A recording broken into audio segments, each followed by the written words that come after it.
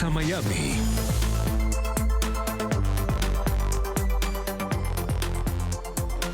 Hola, ¿qué tal? Muy buenas tardes, soy Alessandra Martín y esto es Club de Prensa Miami. Escuchen bien, se ofrece fotógrafo a domicilio para retratar a tu ser querido, a ese que gracias a la distancia llevas muchos años sin abrazar.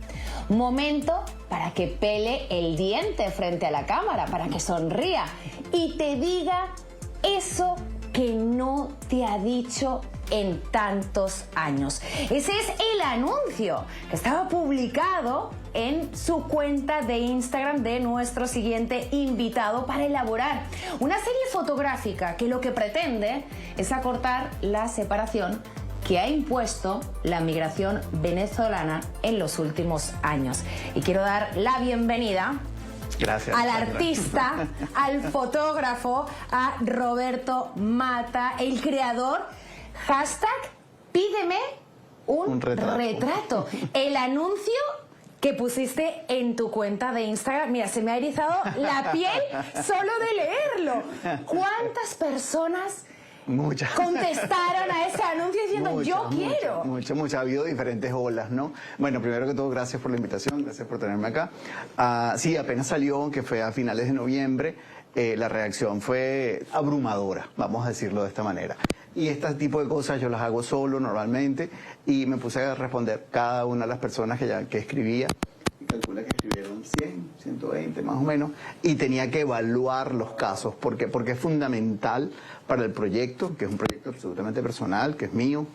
Es decir, no es contratable, es lo que quiero decir. O sea, yo decido qué es lo que voy a hacer, digamos. Tiene que cumplir una premisa de un periodo de tiempo donde las personas no se han visto, donde de verdad ha habido una separación física de 4, 5, 8, llegué a hacer hasta de 12 años. Gente que no se ha dado la mano en 12 años.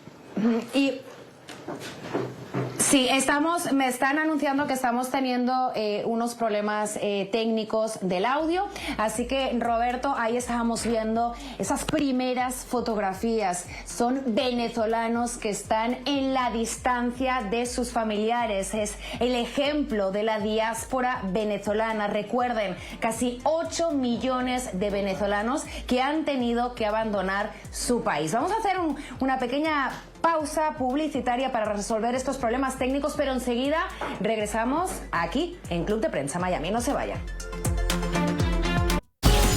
Continuamos con Club de Prensa Miami por NTN 24, el canal de las Américas. Y seguimos aquí con más en Club de Prensa Miami. Son las 2:08 hora del este. Desde los estudios internacionales de Miami tenemos hoy aquí la presencia y el honor de contar con el fotógrafo venezolano Roberto Mata. Justamente estábamos hablando de ese proyecto tan especial, un proyecto muy personal que nace también de una experiencia personal, hashtag pídeme un retrato. Roberto, me comentabas que ese es un proyecto personal, pero basado justamente también en que tú eres un migrante que vive aquí en Miami, ¿no? Claro, la idea se me ocurrió porque me tocó llevar a mi hijo menor a Buenos Aires para un programa que iba a hacer allá y pude ver a mi hermano que vive allá después de 7 años. Y sabes, tú dices, ¿cómo pasaron 7 años y no nos hemos podido ver? Entonces decidir que como yo no puedo hacer nada por la distancia, porque esa es una realidad, o sea, no habría nada que yo pudiera hacer para cambiar eso, lo único que sí puedo hacer es acercar a la gente a través del retrato. Que bueno, que es es un ánimo un poco pretencioso, porque eso, en un momento donde las redes están tan presentes, ¿cómo diferenciar, no? Pero bueno, digamos que intenta estar por encima del selfie que se envía todo el tiempo la gente. Yo quiero hacer un retrato que termine en un portarretrato, que es algo que en mi vida he hecho. Nunca ha sido mi trabajo, nunca ha sido mi área, yo nunca me he dedicado a eso, más bien he estado vinculado como a otro tipo de temas, siempre dentro del retrato, pero no terminan en una casa exhibidos. Y de hecho estamos viendo ya algunas fotografías y lo que me llamó la atención al verlas es que son retratos de personas que por más que vivan en la distancia forzosamente de algunos familiares, salen sonrientes. Sí, la idea es que sea una foto con la que tú puedas convivir de tu familiar. El abuelo, bueno, imagínate, tengo una foto de una niña que su padre no la ve desde hace 7 años. El padre está en Madrid, la niña está en Caracas, no se han podido ver en 7 años, esa niña tiene que salir sonreída. O sea, no hay otra manera. Y ese padre, que fue el primero que me contactó, fue la primera persona que me contactó, para mí que es muy importante eso, alguien de quien yo no conozco, por supuesto, no le he visto la cara, no sé ni cómo es, pero me pareció, o sea, me lo pidió de una manera tan bonita. Le decía, yo necesito que tú retrates a mi hija. Porque bueno, la gente sabe un poquito cuál es mi trabajo, no sé qué, me dijo, yo necesito que tú la retrates. Entonces, claro, armé la logística y la pude retratar a las 6:40 de la mañana antes de ir al colegio, con su uniforme, con su mochila, ¿sabes? El papá estaba derretido, estaba feliz con el retrato. Y ¿cómo las fotografías que has hecho hasta el momento son basadas de personas que están en Caracas? Y en otros lugares de Venezuela, pero sí, empecé por Venezuela. En Venezuela, Miami. Sí. Sin embargo, ¿piensas ampliar a otras nacionalidades? Porque desafortunadamente o afortunadamente, ¿no? Hay venezolanos en todas las partes del mundo. Absolutamente. De hecho, tengo un viaje de trabajo la semana que viene, voy a Alemania. Y ya estoy avisando que voy a estar en Alemania, voy a estar en la ciudad de Colonia y Wetzlar, y voy a estar un día en Ámsterdam, de manera que si existen casos donde las personas hayan estado separadas, yo calculo que por lo menos 3 o 4 años. Es decir, no, digamos que el proyecto no se basa en alguien que se vio hace 6 meses. O sea, esa no es la idea, ¿ok? Y que haya de verdad un impedimento, que la lista de impedimentos es gigantesca. O sea, hay muchas razones para que la gente no se pueda reencontrar. Inclusive, hay abuelos que perdieron absolutamente toda la esperanza de ver a los nietos. Cuando pensaste en este proyecto, ¿no lo pensaste desde una perspectiva de dar más drama al drama? No. Sino todo lo contrario, porque ahí estamos viendo los retratos, son retratos preciosos, ahí estamos viendo a esa pareja de abuelos que no ha visto, no sé si no ha conocido ni siquiera a sus nietos. ¿Lo estás haciendo como una forma de darles un obsequio? Absolutamente, sí. Porque además el proyecto, por ejemplo, yo esas fotos nunca las he enviado a quienes me la pidieron. El proyecto necesita que alguien lo pida, que Alessandra pida, un familiar que vive, no sé, en Uruguay y que no ha visto en cantidad de años. Si yo estoy en Uruguay, yo voy a hacer ese retrato. Pero yo ese retrato nunca te lo voy a mandar. Yo te voy a mandar una copia impresa. Porque es que el proyecto termina en un portarretrato. Es decir, es incluso recuperar el tema del papel, de la fotografía que la puedes tocar, que la puedes oler, que la puedes enmarcar. De hecho, digamos que un poco la oferta dice, yo me encargo de la copia, tú te encargas de cómo la montas o te compras el portarretrato donde la vas a mostrar. Roberto, cuéntanos un poquito tu experiencia como migrante, ¿no? Porque tuviste que salir de Venezuela. Bueno, yo salí de Venezuela. Afortunadamente no tuve que salir, sino que tuve la opción, gracias a mi currículum, de tener la residencia americana de manera, pues, digamos, directa, aunque nada es directo, pero de alguna manera sí, y eso favorecía fundamentalmente a mis hijos que estaban estudiando acá y al graduarse pues tenían otras opciones distintas si eran residentes americanos, o sea, si eran residentes en lugar de ser internacionales. Esa fue la gran motivación. Entonces mi esposa y mis 2 hijos, pues todos contamos con la residencia y ellos pues han optado un futuro, digamos, como dice mi hijo grande, que él se está preparando aquí para volver. Entonces, es decir, es apostar a un futuro de Venezuela a través de mis hijos preparándose aquí. Que si no salen, pues es un poco más limitada el área de acción que podrían tener en Venezuela. Pero si se preparan afuera y regresan a su país para contribuir, bueno, van a llegar mucho mejor preparados. ¿Por qué te emocionas al pensar que tu hijo te está diciendo, yo me estoy preparando aquí en la universidad en Estados Unidos, pero mi idea es irme a Venezuela? Porque estamos en un momento una sociedad muy individualista, donde probablemente no consideras al otro, o no consideras tu gentilicio, sino que vas un poco más por encima de eso y que probablemente estás pensando más en ti y únicamente en ti. Y mis hijos, por fortuna, pues han apostado a su país. Entonces eso hay que apoyarlo. Las personas que has retratado, cuando les has preguntado ¿cuándo crees que vas a volver a ver a tu nieto, a tu padre, a tu madre? ¿Se han emocionado? Claro. Sí. O sea, es un momento bonito, terrible, ¿ok? porque entienden el valor de lo que yo estoy haciendo, acceden. O sea, porque además hay una parte de que tú me pides el retrato, pero puede que la otra parte no quiera, no sienta que se ve bien, que sienta que se ha deteriorado mucho, que en la distancia no han visto cómo han envejecido. O sea, hay tantas razones como para decir que no. Entonces todo el que dice que sí, de alguna manera es como su último, sobre todo las personas mayores, es como el último anzuelo, ¿ok? Porque las personas mayores están convencidas desafortunadamente que no pueden volver a ver a los nietos fundamentalmente, y por supuesto hay unos bisnietos que no conocieron y ya está. O sea, eso no va a pasar en ningún momento. Porque hay dificultades económicas, hay dificultades migratorias, hay dificultades políticas. O sea, es decir, hay una cantidad de factores que hacen que el reencuentro, por eso el que se va a Venezuela es un acto de valentía, porque sabe que es muy fácil que no pueda volver. O sea, esos 8 millones de venezolanos, no es que los 8 millones no pueden volver, no se trata de eso. Pero hay una cantidad importante que está condenada a estar separada de su familia por muchos años. Y luego está la pregunta, ¿no?, que yo hacía a muchos venezolanos de la diáspora aquí. Justo cuando hubo las elecciones en julio había mucha esperanza. Primero comenzó la esperanza con esas primarias, ¿no?, de la oposición, y después con las elecciones. Y se le preguntaba a la gente, porque el mensaje es: salgan a votar para que las familias nos podamos reencontrar, ¿no?, y sacar a Nicolás Maduro del poder. Sin embargo, muchos de ellos, cuando tú les preguntabas, imagínese que Nicolás Maduro está fuera y usted puede regresar a su país mañana, ¿usted lo haría?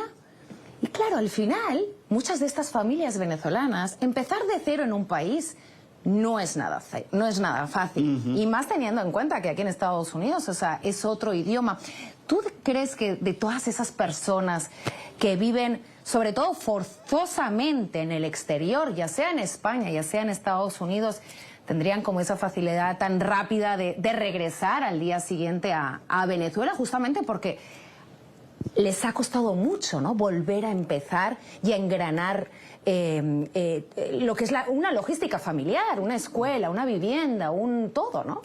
Mira, creo que es algo muy difícil de responder, en el sentido de que hay casos de casos. O sea, hay gente que de verdad, pues, y hay países de países. Hay gente que la ha pasado muy mal donde está, hay gente que ha sido muy bien recibida. Yo creo que la mayoría de las personas, los venezolanos en España, han sido extraordinariamente bien recibidos. Yo creo que en los Estados Unidos han sido bien recibidos. Yo creo que esto es momentáneo, lo que está pasando en este momento, pero yo creo que en términos generales hemos sido bien recibidos en muchos lugares, pero hay muchos lugares donde ha sido realmente muy duro, y donde el idioma, el clima puede afectar de una manera tal que la gente decida, ¿sabes qué? Si ya se acabó el problema, yo regreso a mi familia, yo regreso a mis raíces, a lo que conozco. Pero decirte quién sí, quién no y en qué proporción, me parece súper compleja la pregunta. Es decir, no tengo respuesta. Sin lugar a dudas, tu proyecto, este proyecto personal, estábamos viendo algunas fotografías anteriormente, es un ejemplo, ¿no?, de esa... Es un ejemplo, y que quedará para los libros de historia, en el sentido de esa diáspora venezolana, ¿no?, lo que significa estar separado forzosamente de alguno de tus familiares. Es ese... bueno, a través de la fotografía, ¿no?, estás ejemplificando todo el dolor o todo el drama que puede haber por esa diáspora, por ese abandono del país. Me gustaría preguntarte, tú como residente de Miami, has vivido unas elecciones, estás diciendo, ¿no?, que existe mucho la individualidad y que se están viviendo como momentos complicados, ¿no? Justamente hoy se presentaba una demanda, anoche una demanda contra la suspensión del TPS. Ayer también se volvía a presentar esa ley de ajuste venezolana, un proyecto de ley bipartidista. ¿Cómo estás viviendo todas estas redadas, esta dialéctica por parte de ciertos políticos en contra de la migración, y sobre todo porque Venezuela creo que ha sido el país latinoamericano más mencionado tanto en la campaña electoral como ahora, ¿no? Sí, yo creo que de alguna manera, y me siento raro diciendo esto al aire, porque estoy tan acostumbrado a no poder decir nada. Pero yo creo que fuimos utilizados. Yo creo que fuimos un comodín. Somos un comodín todavía. Creo que es absolutamente injusto. Creo que hay un porcentaje absolutamente minoritario que vino a hacer daño, y yo creo que este es un país que tiene la capacidad y la logística y la inteligencia para enfocarse exactamente en lo que hace daño y resolver el problema, y no digamos que abrir ese paraguas y abarcar una venezolanidad que lo único que hace es querer trabajar, vivir en tranquilidad, que sus hijos tengan escuela, salud, etcétera, etcétera. O sea, las cosas mínimas que requiere una persona en cualquier sociedad del mundo. La gente emigra no por placer, la gente emigra porque tiene un problema y lo está tratando de dejar atrás. O sea, la gente, ¿tú crees que alguien quiere ir a vivir a Wyoming? O sea, es decir, si tú vives en la isla de Margarita, en Venezuela, ¿tú crees que vas a querer ir a vivir a Wyoming? Donde, o sea, la temperatura debe ser una cosa atroz para una persona que ha vivido en el Caribe toda la vida. O sea, es decir, lo estás haciendo porque no tienes opción. Porque que los países deban aceptar eso o no, pues tienen que haber medidas regulatorias sin lugar a dudas. Pero sí siento que fuimos pues una suerte de comodín, y yo espero que eso pase, porque te das cuenta, no solamente los venezolanos, la cantidad de comunidades latinoamericanas, que todas las estadísticas dicen que la gente lo que hace es trabajar y portarse bien. Roberto, y ya para acabar en este proyecto, hashtag pídeme un retrato, ahí pueden ver las fotografías que por el momento ha tomado Roberto de estos venezolanos que están sufriendo los efectos de una dictadura directamente, ¿no? ¿Dónde te gustaría llegar con este proyecto? ¿Cuántas fotografías te gustaría tomar, teniendo en cuenta que esto es tu side job, ¿no? Sí, que me encantaría una exposición con 100 retratos. Eso es lo que yo quisiera hacer, ¿ok? ¿Dónde? No sé, porque ¿cómo hago para...? La idea es que alguien se pueda abrazar. Que cuando yo logre eso, es porque ya nos podemos abrazar. Y que sea inútil mi oferta. Yo quisiera que mi oferta fuera inútil. Fuese absolutamente absurda. Sí, pero ¿para qué? Si yo puedo ir a abrazar a mi tía. No me haces falta, Roberto. Sería perfecto.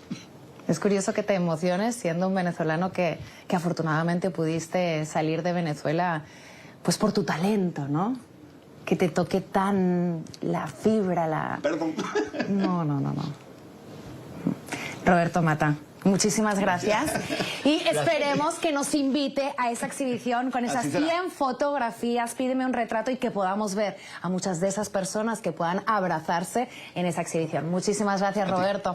Y nosotros nos vamos a hacer una pequeña pausa, pero enseguida regresamos con más, justamente hablando sobre esa demanda que se ha puesto en California, que pide la nulidad de la suspensión del TPS, o ese proyecto de ley bipartidista que pretende darle la residencia permanente a venezolanos que tengan un estatus legal en el país. Enseguida regresamos con más aquí en Club de Prensa Miami.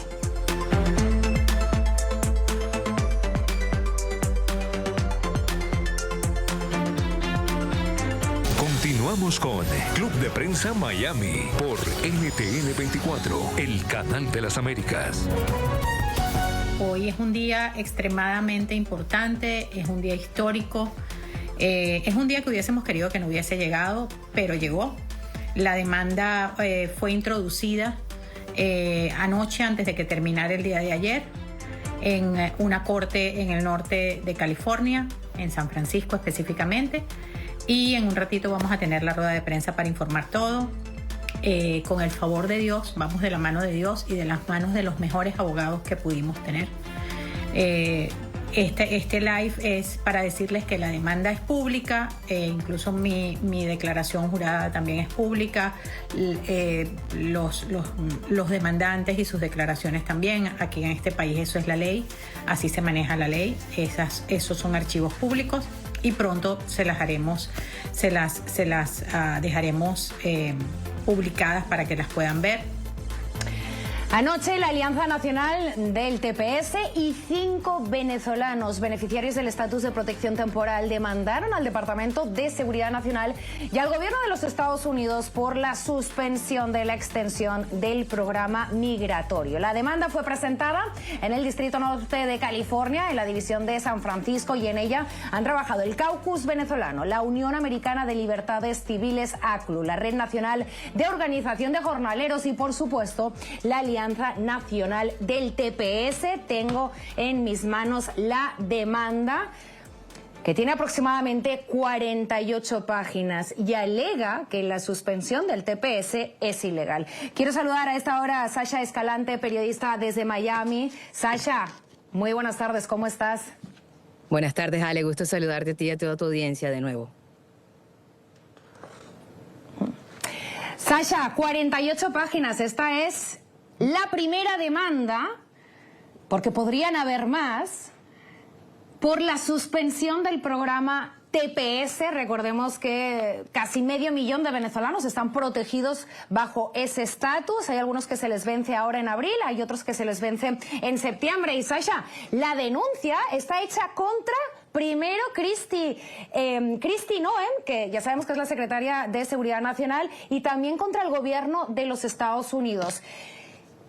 ¿Qué viabilidad puede tener esta demanda, Sasha, teniendo en cuenta que más o menos esta historia ya la vivimos con la anterior administración Trump y que también hubo esa idea de suprimir el programa TPS?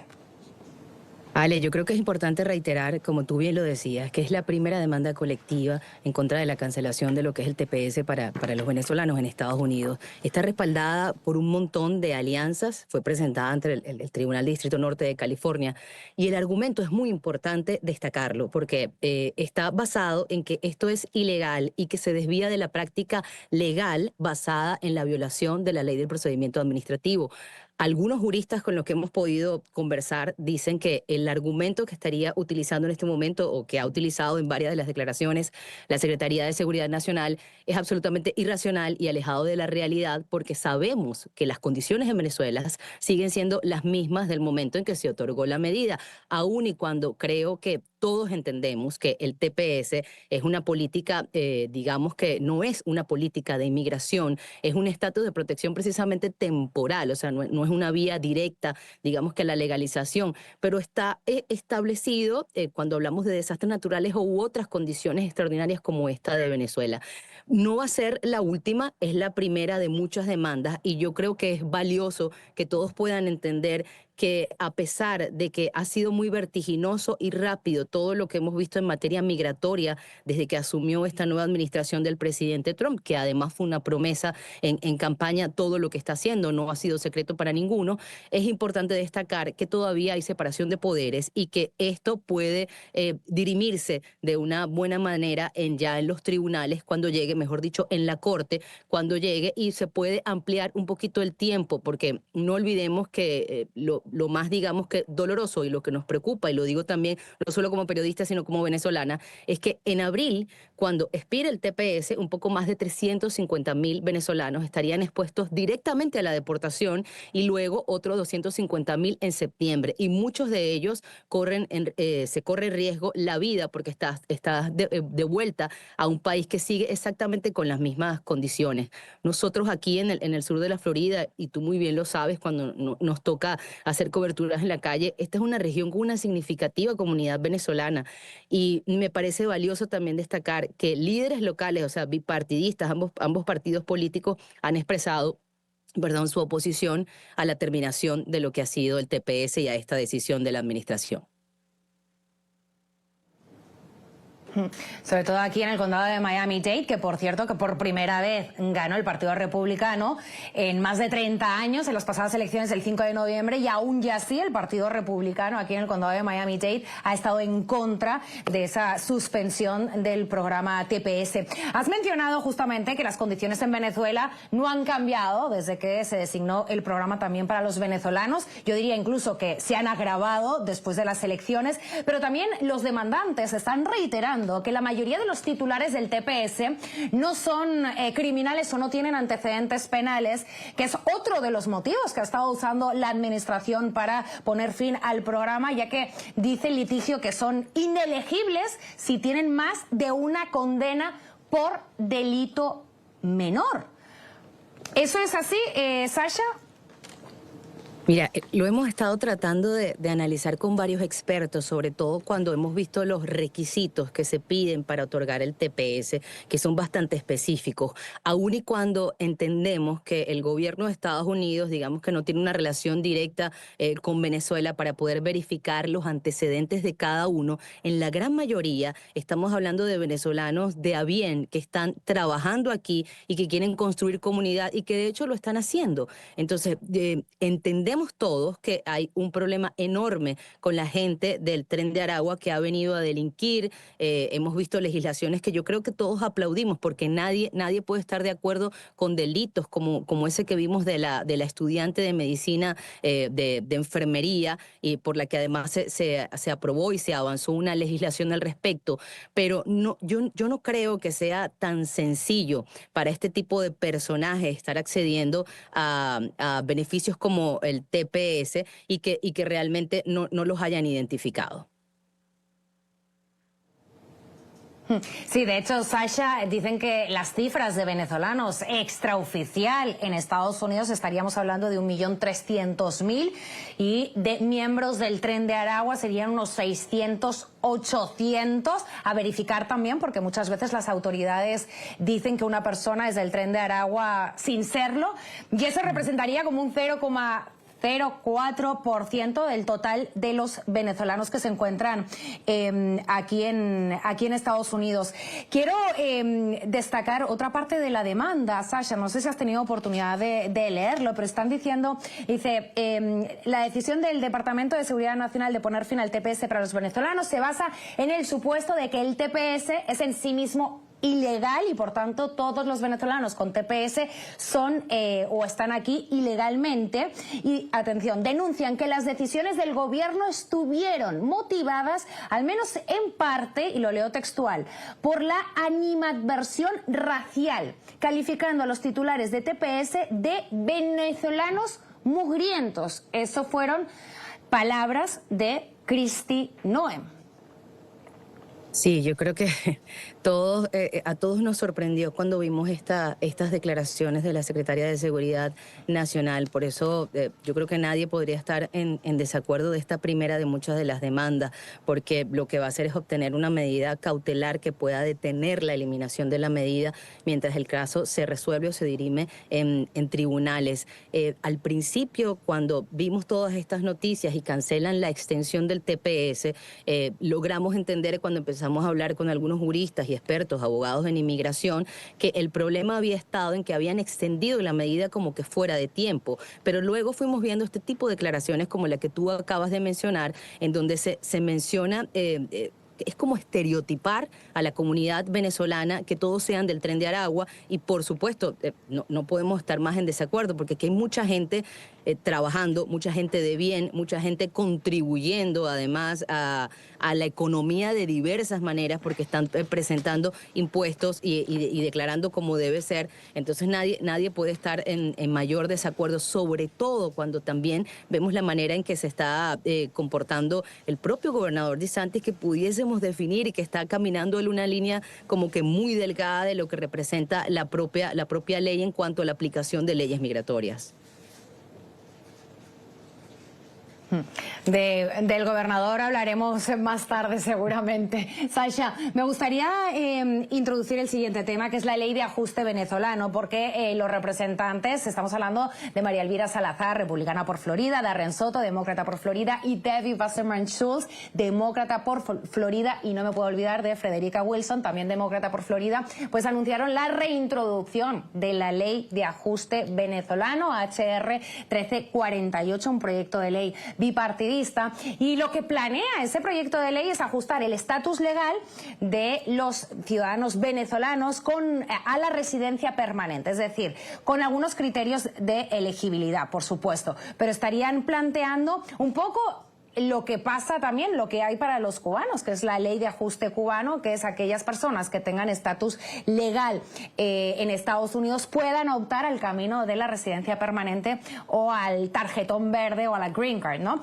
Sasha, ¿tú crees que al final se va a encontrar una solución para los venezolanos en el Congreso? Me encantaría decirte que sí, y que tengo total certeza de que esto pueda ser real.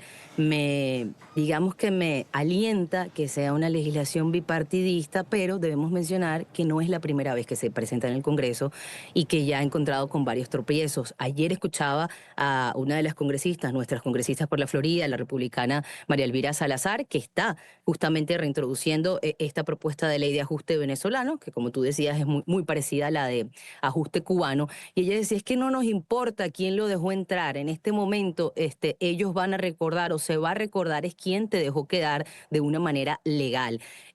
Muchos le preguntaban y le decía, pero mira, todo lo que está pasando a propósito de la aplicación de materia migratoria del presidente Trump nos dice que probablemente esto no va a ser viable en el Congreso. Y ella de alguna manera dio como una luz de esperanza y dijo que se estaba haciendo un trabajo de lobby importante, bipartidista, para que esto lograra pasar, y ojalá, porque puede darle una vía a una residencia legal y a una permanencia a cientos de venezolanos que están aquí, digamos que haciéndolo bien en Estados Unidos, y no estamos hablando evidentemente de toda la gente que está cometiendo delitos, por lo que yo creo que no podemos estar más de acuerdo en ese tipo de aplicaciones de la ley. Pero a ciencia cierta, bueno, ya 2 veces se ha planteado, no ha sido posible, y estaríamos por verlo en lo próximo, ¿no? Porque le queda todavía que pase el Senado, luego que ellos lo aprueben, que sea discutido en comité, ya que luego entonces pasaría al Congreso. Claro, tendría que ser aprobado por el Congreso. Si pasa el proceso de votación, se envía al presidente y el propio presidente tiene el derecho de firmarlo o vetarlo directamente. Y como bien decías, esta propuesta de ley se planteó ya en la anterior administración. Pero yo me preguntaba eso, Sasha, porque es curioso que en el día de ayer o en la noche de ayer se presente esa demanda, ¿no? Y a su vez se esté reintroduciendo de vuelta esa ley de ajuste venezolano, y justamente que sean los representantes de Florida, que son los que estarían haciendo como más presión para encontrar una vía legal para todos los venezolanos que viven aquí en el sur de la Florida, por lo que dices tú, ¿no? Porque están trabajando legalmente, porque viven aquí legalmente y porque lo único que quieren es un futuro mejor para su familia. ¿Qué tanto van a poder hacer el lobby para que finalmente esa ley pueda ser aprobada y le llegue a las manos del presidente y no la vete, ¿no? No lo sé, pero tú también mencionabas algo muy importante, Ale, y yo creo que, en política es algo que también tienen que ver nuestros congresistas. La Comisión del Condado de Miami-Dade, donde, por cierto, reiteramos, es uno de los condados más grandes de Florida, del estado donde vivimos, y aquí ganó el Partido Republicano, ganó el presidente Trump con un 55%. Ellos ya aprobaron una moción instando precisamente al presidente y a la secretaria Noen a mantener las designaciones del TPS. En ese mismo sentido, yo creo que están trabajando los congresistas de Florida para tratar de conseguir alguna vía legal, alguna vía que le dé, por supuesto, la legalidad a estos un poco más de 400,000 venezolanos que están siendo afectados por la medida y que están trabajando y tratando de hacer las cosas bien aquí. Hay de alguna manera una estrategia política detrás de esto, y yo quisiera creer que además de la buena voluntad, ellos están pensando en la gente que evidentemente va a responder en algún momento con votos en la comunidad venezolana que está aquí, en los que pueden votar, por supuesto, y en los que van a ir respondiendo de la manera como lo vimos, como lo hicieron en el condado Miami-Dade. Escuchemos lo que dijo María Elvira Salazar con respecto a la reintroducción de esta ley de ajuste para los venezolanos. La opresión del régimen de Maduro y el fracaso del socialismo del siglo XXI han llevado a la peor crisis de refugiados del mundo. Mientras Maduro permanezca en el poder por la fuerza, esta crisis solo empeorará. Cientos de miles de venezolanos huyeron del régimen de Maduro y ahora enfrentan un futuro incierto aquí en los Estados Unidos. Me enorgullece volver a presentar la ley de ajuste venezolano para brindar refugio a quienes han soportado un sufrimiento increíble, para que no tengan que regresar a casa para enfrentar la ira de la dictadura. Y justamente aquí el gobernador Ron DeSantis ofreció una rueda de prensa en el día de ayer, también lo hizo hoy, y la semana pasada estuvo aprobando esas leyes porque pretende ser el estado ejemplar y en lo que se refiere a las deportaciones masivas de inmigrantes indocumentados, criminales o no. Sasha, ¿qué nos puedes decir de todo lo aprobado en los últimos días aquí en el estado de la Florida, y sobre todo lo que hablaba ayer, ¿no?, Ron DeSantis, de que está dando aún más competencia o más autoridad a todos los agentes, tanto locales y estatales, para poder parar a alguien porque sospechan que es un inmigrante indocumentado? Ale, este tipo de legislación refuerza, por supuesto, el enfoque de mano dura contra la inmigración ilegal que ha impulsado el presidente Trump, basado no solo en mayor control fronterizo, sino ahora, como estamos viendo, en una aplicación más estricta. Yo a veces le he llamado dacroniana de las leyes. Digo esto también porque creo que es importante recordar que este programa que amplía la autoridad de las fuerzas del orden local y estatal ha existido por años, pero no se había forzado de esta manera la aplicación. Esta semana vimos por primera vez un par de declaraciones de la sheriff del condado Miami-Dade, Rosy Cordero, que es uno de los más grandes del estado, explicando un poco cómo sería la aplicación. Ella dijo que no habrá operativos en escuelas ni iglesias y que tampoco solicitarán documentos, al menos que alguien haya incurrido en una actividad ilegal. Especificó, lo tenía por acá para mencionarlo de manera textual, que no se está patrullando, o digamos que la oficina del sheriff no iba a patrullar al estilo de las redadas que nosotros conocemos en las películas y bueno, que hemos visto acá en Estados Unidos para identificar inmigrantes ilegales. Pero evidentemente han habido un montón de reacciones por lo que consideran que son medidas que están sobrepasando un poco el límite de la ley, porque algunos han considerado que el gobernador, bueno, primero podría estar actuando por estrategia política de cara a una futura elección, que esto no era necesario aplicarlo de esta manera en Florida, que además es un estado de inmigrantes, porque ya había una aplicación desde el gobierno, digamos que federal. ¿Genera miedo y desconfianza? Sí, absolutamente, entre toda la comunidad inmigrante, incluso cuando tú tengas un estatus legal, porque la verdad es que yo creo que nadie nos puede, aunque hayamos escuchado a la sheriff, nadie nos puede garantizar que no van a haber detenciones que podrían estar basadas en perfiles raciales, tomando en cuenta que Florida es un estado absolutamente cargado de inmigrantes, que hay decenas de empresas que dependen definitivamente de la mano de obra del inmigrante, en la agricultura, en la construcción, podríamos mencionar decenas de ejemplos. Y en este sentido nos preocupa cuando analizamos este tipo de acciones desde la gobernación de Florida. Vimos hace un par de semanas la disyuntiva, la pelea que tenían desde la legislatura estatal cuando se presentó también el proyecto con un montón digamos que de disposiciones para forzar también las medidas migratorias.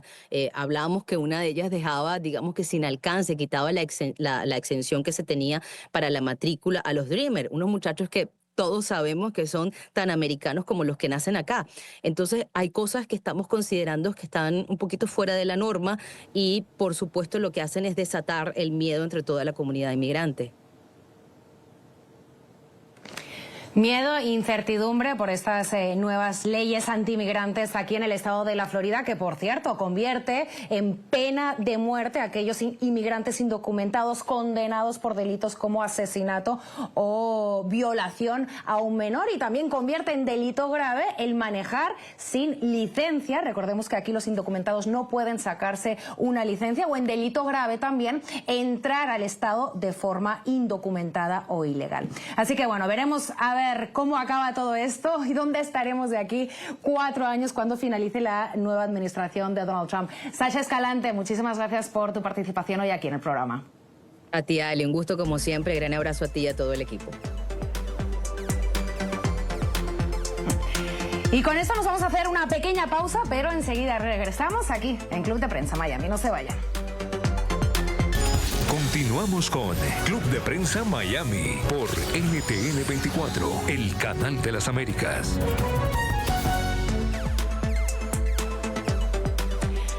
El Senado ha votado este jueves por un estrecho margen a favor la confirmación de Kash Patel como director del FBI. Eso significa que Patel será el encargado de la Agencia Federal de Aplicación de la Ley del país, a pesar de las dudas sobre su cualificación, pero también la preocupación de que persiga a partir de ahora a los adversarios del presidente republicano Donald Trump. Así que les invito a que sigan conectados a la programación de NTN 24. También pueden estar informados a través de nuestras cuentas oficiales en las redes sociales. Esto es todo de mi parte. Soy Alessandra Martín y les deseo un feliz jueves.